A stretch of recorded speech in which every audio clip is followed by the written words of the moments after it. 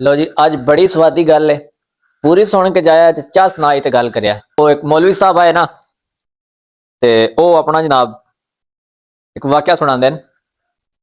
अदन मैंने ना एक बारी पुराने वक्त लोग एक दूजे खत शाती लिखते होंगे आन, खत के जरिए पैगाम पहुंचाते आन। आऊं वैल मैसेज मुसेज होंगे कोई ना, व्हाट्सएप मैसेंजर ये छावां ते होंदियां कोई ना। उन्हें आख्या मैंने ना एक पिंड विचों बंदियां ने ना खत लिखा।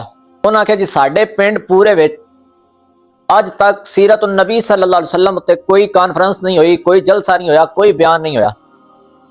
ते साडा बड़ा दिल है वा तुसी आके बयान करो ते मेहरबानी करो ना उन्हां को टाइम बनाओ, साडे नाल को टाइम दियो। वो मौलवी साहब आदे ने मैं ना बड़ा चमले या बड़ा मैं चाह चढ़े आ, मैं बड़ा अंदरों अंदर खुश भाई यार बड़ी गल है। लोगों का इस पासे ज़हन है चलो कोई सीरत नबी सल्लल्लाहु अलैहि वसल्लम का जलसा नहीं होया ते इन्हां याद ते कम से कम है ना, नहीं होया। आदन मैं ना उस चामले विच उस खुशी विच उन्होंने वापस खत लिखा। उन्होंने आख्या जी ठीक है, मैं फलाने दिहाड़े ना इंशाअल्लाह तुहाडे कोल आ जाऊंगा, तुसी जलसे की तैयारी करो। रब रब करदियां जी ओ दिहाड़ा आ गया। मौलवी साहब आदन मैं जनाब गया रेलवे स्टेशन ते, ट्रेन का टिकट लिया, ट्रेन ते सफर किया जनाब।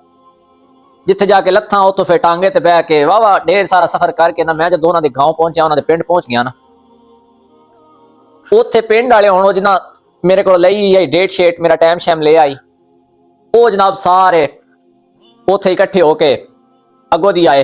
जिवें लोग आउंदे नहीं इस्तकबाल करने वास्ते, कोई पुराना आ जाए या कोई मतलब इन्हीं दी वड्डी शख्सियत आ जाए। तो मौलवी साहब आदन मैं ना अंदरों ते खुशी आई मेरा इस्तकबाल करन आए ने, बड़े कोई हार शार लैके आए हसन, बड़ा मैंने प्रोटोकॉल देंगे।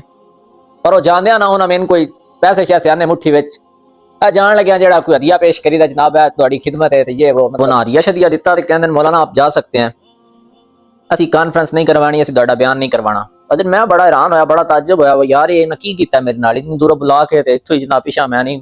मैं क्या दसो तुसी मौलवी साहब, मैं उन्होंने पूछना बखैर है दसो तुसी वजह की है, बयान क्यों ना करवांदे। ते उन्हें आख्या जी गल है साडे पिंड विच 90% कादियानी, उन्हां सन धमकियां लाइयां तुसां जे जलसा करवाया तुहाडी नहीं खैर, तुसी इत्थे सुखे दा साह नहीं लै सकदे, तुहाडा असां जीना आराम कर छड़ना है, तुहाडियां इज्जतां नहीं महफूज रहणियां, इस तरह दियां ना उन्हां मतलब डरा डरू के मुसलमानां दबाया। मौलवी साहब आदन खैर होवे तुसी हौसला रखो, तुसी मैंने दसो तुहाडे इत्थे इलाके विच आस पास पिंड विच किसे विच कोई बाअसर बंदा है जिहदे तो लोग डरदे होण, जिहदा कोई रोब होवे।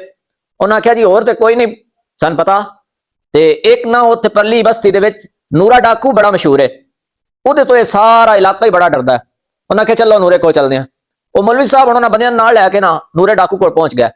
उन्हें जाके जदों गया ना नूरे डाकू के डेरे ते वो वेख के ना आदे अज खैर है आज मौलवी किवें आ गए ने। ते ओ हुण मौलवी साहब जेडे मेहमान आए सन तकरीर करने वास्ते वो बोले, उन्हें आख्या जी हजूर दी इज्जत की गल आ गई है, क्या तू साडा काम कर सकना है। नूरा डाकू फौरन सारे काम छड्डे खड़ा हो गया। उन्हें आख्या जी मैं नूरा डाकू जरूर हाँ पर बेगैरत नहीं हाँ। मौलवी साहब ने मेरे नाल आया, असी उस पिंड दे विच जलसा कीता, तकरीर की। मैं तकरीबन 3 घंटे लगातार हजूर दी सीरत दी गल्लां कीतियां, तकरीर की। वो नूरा डाकू मेरे नाल खलोता रहा।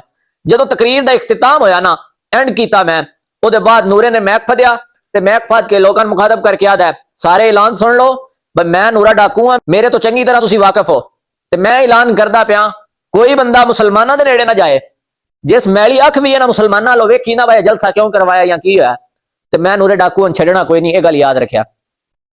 अच्छा हुण इतनी गल हुई है, मौलवी साहब अपने घर चले गया, मुसलमान अपने घर चले गया, नूरा डाकू अपने डेरे चला गया।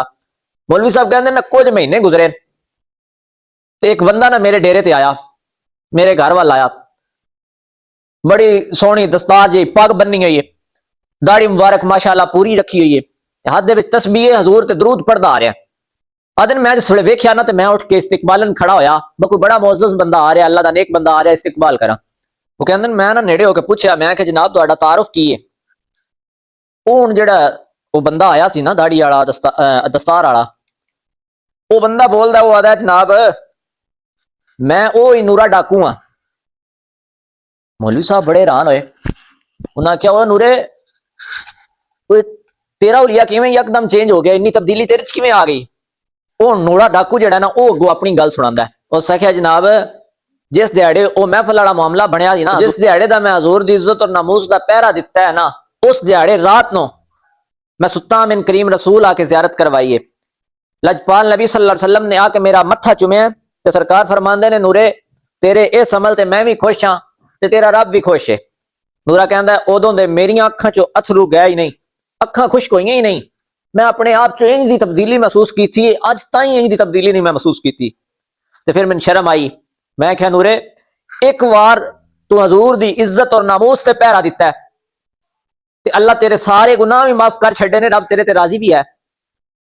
ते जे सारी जिंदगी तू अपनी हजूर दी इज्जत और नामूस ते पहरा देंदिया गुजार देवेगा ते अल्लाह तेरे ते कितना करम फरमा देवेगा। ते ये वीडियो सन खसूसी तौर ते पैगाम दे रही है, बहादुर दी इज्जत और नामूस का मसला आवे सारे यकजा होके, सारे मामलात इख्तलाफात बुला के छड़ के सारे हजूर दी इज्जत और नामूस ते पहरा दिता करो।